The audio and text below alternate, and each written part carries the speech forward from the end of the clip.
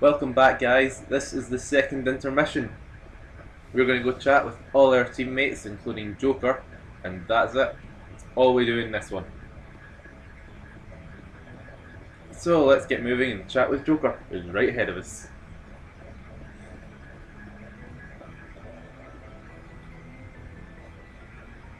Hey, Commander, next time we touch down, let's try not to park the ship in a colony of mutant zombies. Just thinking out loud here. I have to go. Alright, see you. You don't chat long with Joker, you just want to hear what he has to say about the last mission, and he tells you straight away without you asking. So down to Caden and Liara, I guess.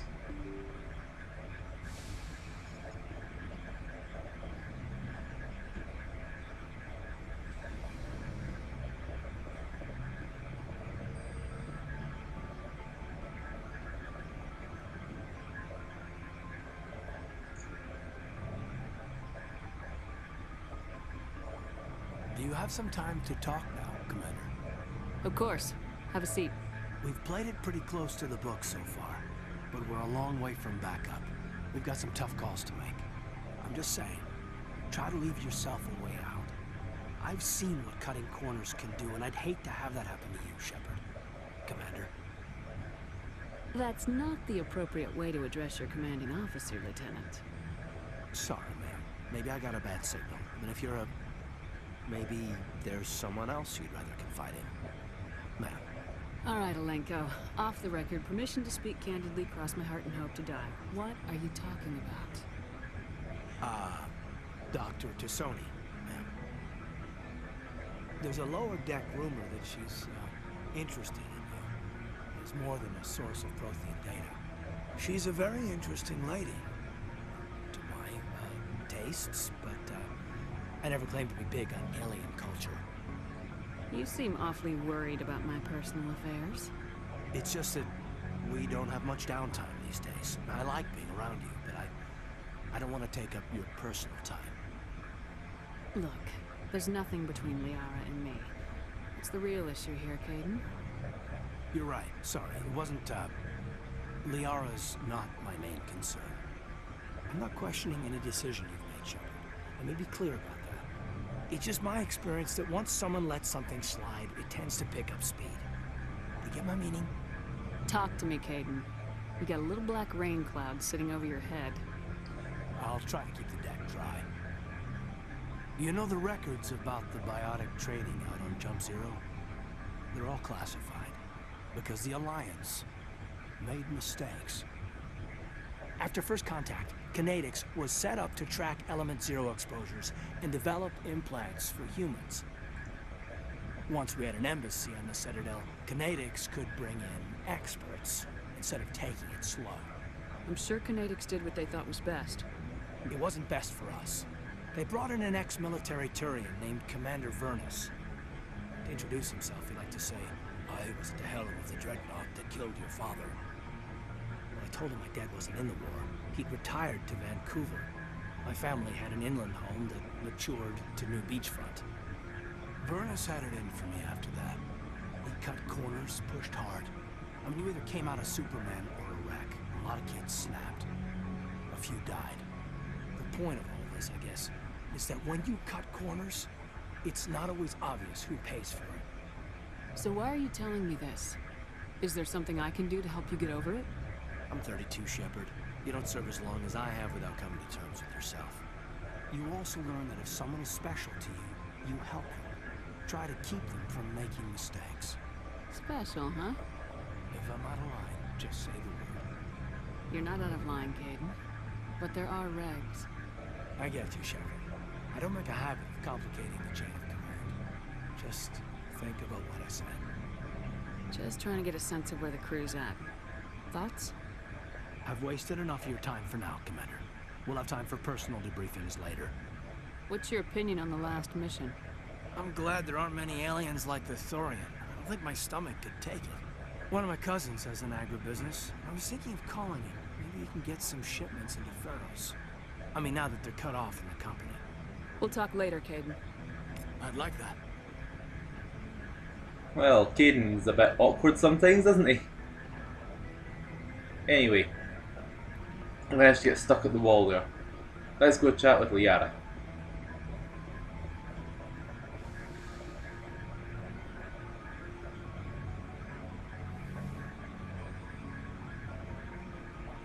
Commander, are you coming to check up on me?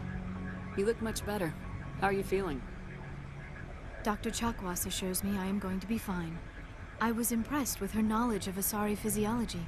You're in good hands. Dr. Chakwas knows what she's doing. I get the feeling you want to ask me something, Commander.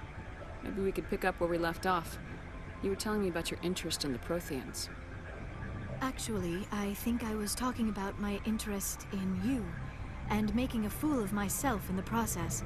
As I said, I am not used to dealing with people, especially humans. I did not really know much about your species when we first met, Shepard. I found it hard to take humanity seriously. Your kind always seemed so rushed and high-strung. We don't have the luxury of time. An Asari can live for 1,000 years. We're lucky if we hit 150. That is true. At first I thought that was a weakness of your species. After spending time with you and your crew, however, I think it may actually be an advantage. You humans are creatures of action. You pursue your goals with an almost indomitable determination. It is an admirable trait, but also an intimidating one. You're scared of us? Unfortunately, the rest of the galaxy sees humanity as something of a bully. You run over anyone in your path to get what you want. It is up to people like you to change their minds, Shepard. I'm doing the best I can, Liara. There is a reason the Council chose you to become a Spectre. They saw something special in you. The best of what humanity has to offer. I looked into your history. I know what you did during the Blitz. It was a remarkable display of courage and heroism. You didn't need to go behind my back. I would have told you whatever you wanted to know. I apologize, Commander. After our last conversation, I was afraid I would say something stupid again. I wanted to know more about you, to understand what made you into the woman you are. There is something compelling about you, Shepard. Are you sure you're interested in me, or is it my visions of the Protheans? I admit, your connection to the Protheans had something to do with my initial interest, but it has grown beyond that. You intrigue me, Shepard, but I was not sure if it was appropriate to act on my feelings. I thought there might already be a relationship between you and Lieutenant Alenko. I care about Caden. A lot. I thought so. Still, I feel as if there is also some attraction between us, Shepard. You're right. There is something between us. I knew it, and I knew you felt it too.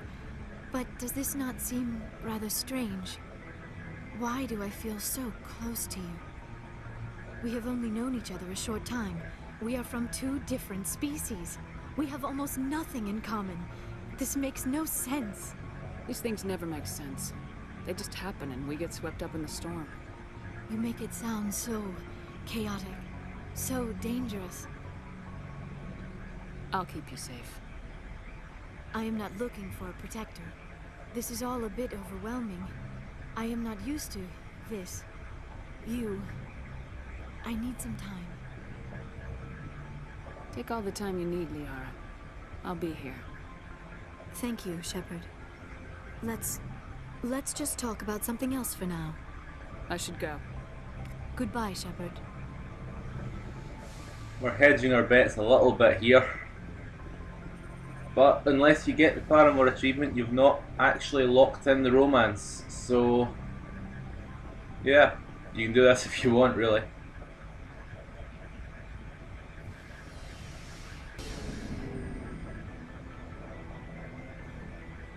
Alright, so there's a few more people to talk to, as we know. We're going to start with Tali, as per usual. Oh, hello, Shepard. Are you okay? I don't know. Your ship is amazing, and your crew's been really great to me, especially your chief engineer. But I just sort of feel out of place. The Normandy runs so smooth, it feels like we're not even moving. And the engines are so quiet. How do you sleep at night? I find it rather peaceful. Don't worry, you'll get used to it. But it's more than just the silence. This ship feels so empty. It's like half the crew is missing. Back home, I couldn't wait to go on my pilgrimage. I couldn't wait to get away from the crowds. Now that I'm out here, I kind of miss them. Sometimes we don't appreciate what we have till it's gone. That's true. I'm starting to wonder if that's what the pilgrimage is really about. It's given me a whole new perspective on my people and our culture. You know, there's always a few who go on their pilgrimages and never return. I always assumed something bad happened to them. But maybe they just wanted a different life. You do plan to return to the migrant fleet, right? I could never abandon my people, Shepard. I will go back eventually. But we have to stop Saren first. Otherwise, I might not have a home to go back to. I should go. See you later. Alright, we've had our chat with Tully. Now we'll go to Rex, then Ashley, then Garrus. What do you want, Shepard? Why did you become a mercenary? Lots of reasons. Such as? Such as, I needed to get out of our system. I needed to eat. I needed to survive. Why not stay and help your people? I tried to help. That's why I had to leave. What happened? I was betrayed. I was head of a small tribe.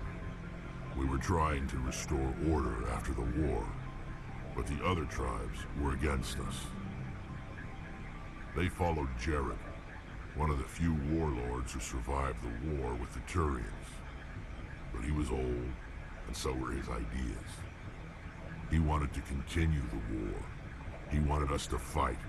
Turians, Solarians, each other. It didn't matter who, as long as we were fighting. What did you want? I just wanted Jared to shut up, to stop his ranting. I wanted him to stop leading the tribes astray. But he couldn't understand how much things had changed. We didn't have the numbers to go to war. Even if we did, the genophage made sure we couldn't replenish our numbers fast enough. I told them all to forget about war. We needed to focus on breeding, at least for one generation. And for a while, we were getting through. Some of the tribes started coming around. I take it the warlord didn't appreciate that. No, he didn't. He arranged a crush with the tribes. A meeting on neutral ground. He wanted to talk. We met at the Hollows, near the graves of our ancestors. The skulls of our dead laid bare to remind us where we come from, where we all go. It's as sacred as any Krogan place can be. Violence is forbidden. Sounds like a trap to me. You must have suspected as much. I did. But when your father invites you to a crush, well, there are some laws that even we hold sacred. Jared was your father? He was, until that day. We talked, but we didn't get anywhere. When it was clear that I wouldn't join him, he gave the signal. His men leapt from the graves of our ancestors like Krogan undead. The few that were loyal to me died quickly. I escaped with my life, but not before I sank my dagger deep into my father's chest. That is why I left, and that's why I'll never go back. You must have family other than your father. Don't you miss them? You trying to make me cry, Shepard? I've got some unfinished business with my family, but that's all. What kind of business? Before I left, I made an oath to my father's father. I swore to recover my family's battle armor. It was taken from him after the uprising. Who has it? Originally, it was taken by the Turian military. We weren't allowed armor or weapons after the war.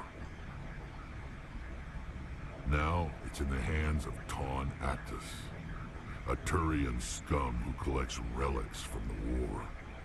He's made millions selling Krogan artifacts that were stolen from my people.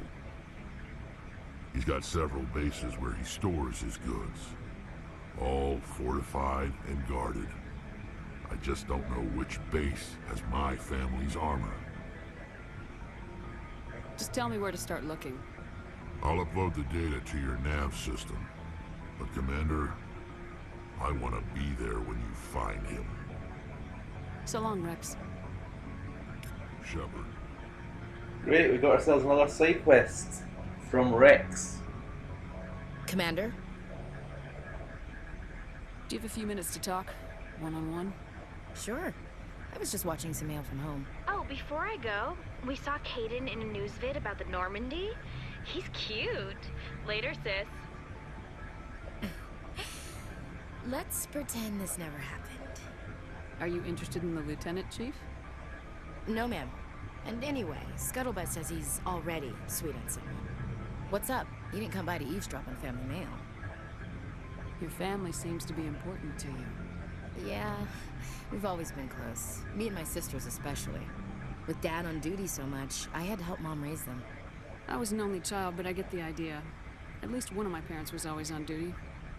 Yeah, military families, eh? With schedules like that, it's a wonder we ever have kids anymore. Things were tense between Sarah and me for a while. Then we bonded. Sounds like a story. Feel like sharing?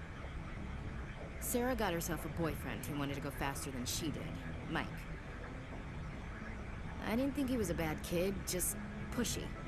Lynn would send me these worried vid mails, and I'd tell her to relax. If he really liked her, he wouldn't be pushy. Yeah, of course. If he didn't ask at all, I'd wonder if he thought Sarah was ugly. Damned if you do, damned if you don't. Mike thought they'd go for a romantic walk in the woods, because he figured it was past time they did the deed. She levered Mike face first into a tree and left. Didn't have a scratch on her. Good thing Mom and Dad had us all learn some kind of self-defense. I took emergency leave and walked Sarah to school for a few days. You traveled all the way home to walk your sister to school. It was only a dozen light years, like a day's cruise. It's not like I was going to Earth or something. My last day out, Mike was waiting for us. Sarah had told her friends, so everyone at school knew what he did. He wasn't happy. I wanted to snap him in half, but Sarah gave me this look, this let me handle it, I need to do this alone look. She kept her cool, God bless her, as he screamed in her face. She just let him vent. Then he tried to punch her. I swear, she just flowed around him. Next thing I knew, he's face down on the sidewalk, and there's blood everywhere. That's unbelievable. Sarah must be as good as you. Better. I'm more or less a straight-up puncher. When he swung, she wasn't there anymore, and he fell. She helped him stop the bleeding and had me call an ambulance. She told the paramedics he fell. Before they took him to the hospital, Mike touched Sarah's arm. I thought he was going to end up on the ground again. But he hung his head, whispered, "I'm sorry," and started crying. And she hugged him. The Williams women are a decisive bunch, Commander. We do things when we're ready. Not before, not after. Your sister's something else. But you didn't mention your father at all. Was he on deployment? Dad always wanted to serve in space, but he wanted us to have real ground under our feet. He'd say, space is beautiful, but you can't raise a family there. I cannot rest from travel. I will drink life to the lees. All times I've enjoyed greatly, have suffered greatly, both with those that loved me and alone. For always roaming with a hungry heart, much have I seen and known, cities of men and manners, climates, councils, governments. I never thought I'd hear you reciting poetry. Just because I can drill you between the eyes at 100 meters doesn't mean I can't like sensitive stuff. Just don't spread it around. Ulysses was my dad's favorite poem. Every time he shipped out, he recorded me reading it. He had a dozen versions when he retired. Does he still like it? I sure hope so. I read it to his grave every time I go home. Dad passed on a few years back. He's probably still watching though. You mean from wherever we go after death? Dead on, Skipper. He's with God now. That's not a problem with you, is it? That I believe in God? Everyone has the right to believe what they want. Says so in the Alliance Charter, only with fancier words. I'm glad you're open-minded about it. I've met a few people who are really weirded out by my faith. Because I work in space, I can't believe in a higher power? Jeez. Hello, have you people looked out the window? How can you look at this galaxy and not believe in something? I should get back to my duties. Didn't mean to take up so much of your time. What's your opinion of the last mission? Gotta admire those colonials. That's about the worst place for a colony I've ever seen. Given the option, I'd get the hell out of Dodge. Dismissed, Chief. Ma'am. We learned quite a lot about Ashley there. And her family. So, moving on, let's talk to Garrus to finish up for today. Commander, good to see you. You've been with C-Sec a while. Have you seen much action?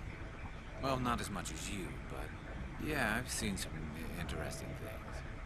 I bet you have. Anything in particular that stands out? I remember the Solarian geneticist I was sent to investigate.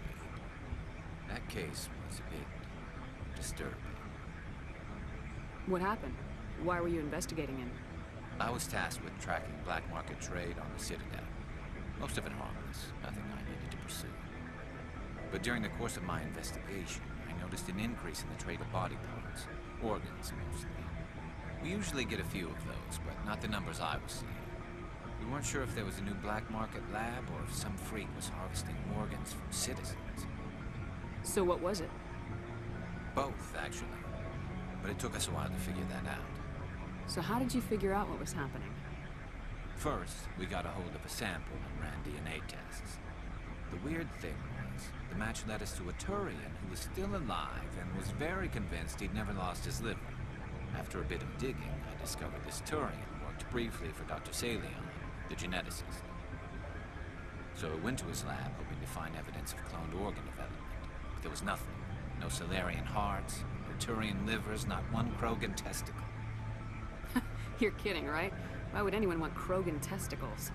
Some Krogan believe that testicle transplants can increase their virility, counteract the effects of the genophage. It doesn't work, but that doesn't stop them from buying. They'll pay up to 10,000 credits each. That's 40,000 for a full set. Somebody's making a killing out there. What'd you do about the geneticist? I brought in some of his employees for interrogation, to see if I could get them to talk. While I was interviewing one of them, I came across something suspicious. You mean threatening? Was that really necessary? Maybe, maybe not. Either way, it paid off. One of my detainees started bleeding profusely during the interview. We offered to patch him up, and he got frantic, freaked out. I ordered a full exam to find out what was going on. Our medics found incisions all over his body, some of them fresh. That was our big break. These people weren't just Dr. Salion's employees. They were test tubes. Walking, living test tubes. He was growing parts inside these people? Exactly. He cloned their organs right inside their own bodies. Then he harvested them and sold them off. Most of the victims were poor. He'd pay them each a small percentage of the sales, but only if the organs were good. Sometimes an organ wouldn't grow properly, so he'd just leave it in them. Most of them were a mess, but only on the inside, hidden so nobody could see it. I hope he got what he deserved. That's the worst part. We never caught him. Why not? What the hell happened? He ran, blew his lab, grabbed some of his employees, and headed for the nearest space dock. By the time I found out, his ship was already leaving.